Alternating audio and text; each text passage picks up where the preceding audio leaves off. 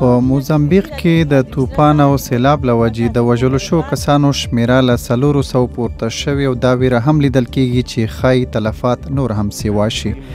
په دغه ساحلي ښار کې خلک مرستو ته اړ دي او یوازې د سرونو په بچ کولو بریالي شوي دي. دا خلک د سترګو لیدلې دردونکې کیسې بیانوي.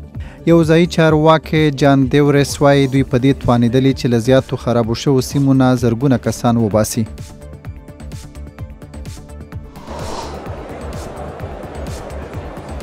قطر هوایي شرکت په داسې حال کې د بوینګ کمپنۍ څخه ملاتړ اعلان کړی چې د 230 ماکس اته الوتکو د نسکورېدو له 2 پیښو وروسته پر دغه شرکت نیوکې زیاتې شوې دي.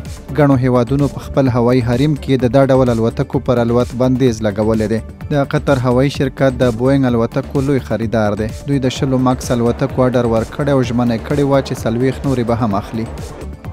د سعودي عرب سره تړاو لرونکي دوی خویندې وایي دوی خپل راتلونکی روښانه ویني ځکه چې دوی ته په یو هیواد کې پناه ورکړل شوي چې دوی یې نه غوښتل نوم یې ښکاره کړل شي. دغه دواړه خویندې د تیر کال سپټمبر کې سریلانکا ته د رخصتیو تیرولو لپاره تللې وې او بیا په هانګ کانګ کې پاتې شوې وې.